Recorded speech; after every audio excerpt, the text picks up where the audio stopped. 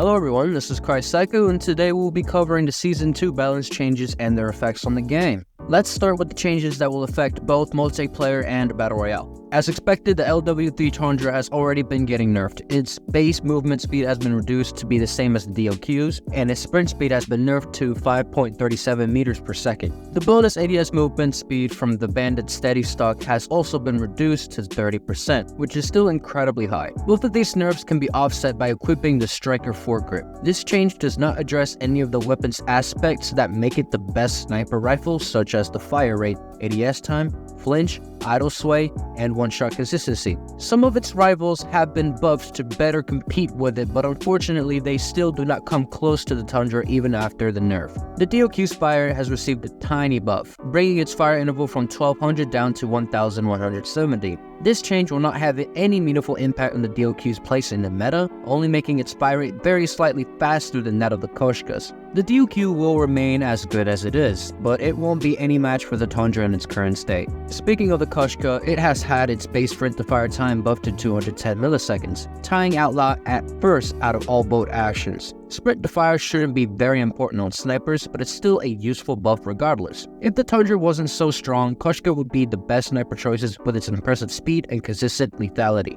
Another high-speed sniper, the Outlaw, has also gotten even faster. The Outlaw's base ADS time has been reduced from 412 milliseconds to 390 milliseconds, making it the only bolt-action sniper that can ADS faster than 200 milliseconds when fully built. Despite this upgrade, the Outlaw still pales in comparison to the even faster XBR and the incredibly versatile Tundra. The Rytec AMR's reload time has been reduced to about 0.4 seconds, which is a quite significant buff as the Rytec's low ammo has always been its weakness. Despite this buff, the Rytec is still being held back by its comparatively low mobility and bad wallbang damage. The incredibly versatile and underrated PDW-57 is having its strafe speed slightly reduced, now maxing out at 4.58 meters per second, which is still very fast. Its bullet impact has also been reduced to 0.9, making the enemy receive less flinch when getting hit. Despite these nerfs, the PDW still functions as a great flex SMJ. The Striker 45 is receiving yet another buff, increasing the stomach multiplier to 1.1 and its second range to 14 meters.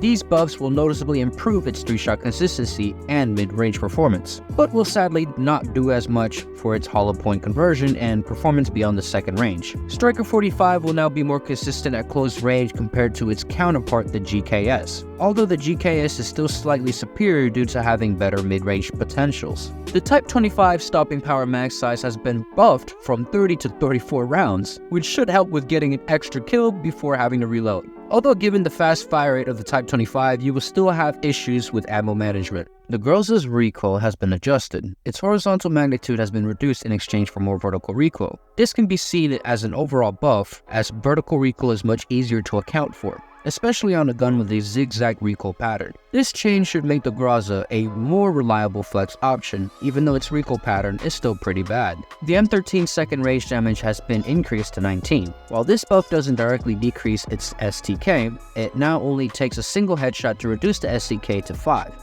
3 headshots reduce it even further to 4. This buff makes headshots even more valuable on a gun that already heavily relies on them, allowing the M13 to be a decent flex AR with high potential. Several 3-shot ARs are getting multiplayer exclusive buffs to their headshot damages, similar to the one that the AK-47 got recently. The details of these buffs vary between each gun, so let's go over them.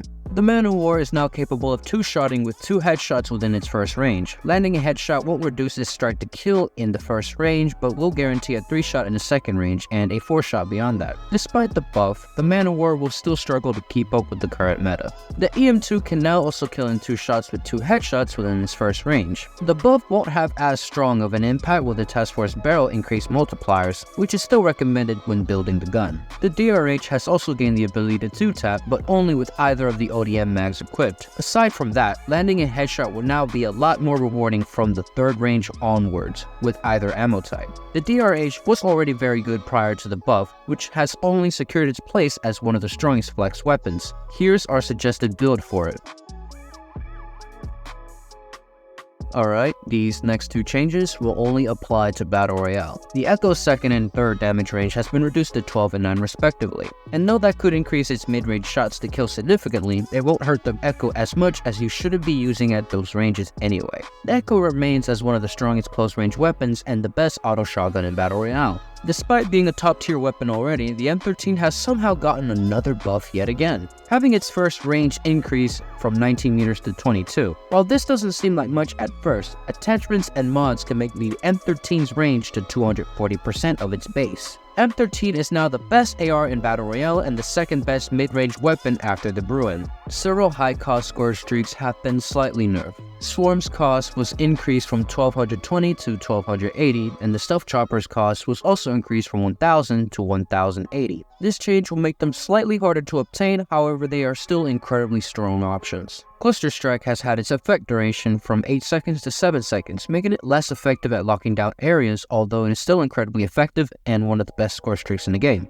The Tempest no longer needs to charge up before firing, and its energy requirement has been reduced by 20%. This should make it far less awkward to use and might make it worthwhile operator option. Recon's scan range has been increased, which should make it more useful at info gathering, but is still very difficult to use properly, and it is completely outclassed by more accessible and impactful perks like Quick Fix and Toughness. Tactical Mass now reduces tactical effects by 70% instead of 60%. Though Dead Silence is still the better option for ranked play, Tactical Mass could work as a decent option for turning around fights quickly. Vulture's pickup has been buffed to include 20 HP heal on top of its ammo restoration. The heal has a 2-second cooldown but bypasses wounding and shrapnel. This makes Vulture significantly more useful for aggressive play, but having to manually activate the effect is a major downside, so Quick Fix is still a much better option. Survival Training's cooldown has been buffed from 30 seconds to 20 seconds. This makes it one of the best perks for respawn, especially for aggressive play. The Troop Sensor has received a much-deserved nerf and is now susceptible to more counters. Players with hardwired equip no longer activate the sensor, and Survival Training can now remove its slow effect. These changes will slightly reduce the Troop Sensor's versatility, but it still remains a defensive menace. Pumped has had its mechanics slightly adjusted to differentiate it from the new class Jet Boost, which provides jetpack mechanics similar to Pumped but also allows for wall running. And that covers all the balance changes introduced to the Season 2 update. What do you think about them? Do any of the weapons need a buff or a nerf?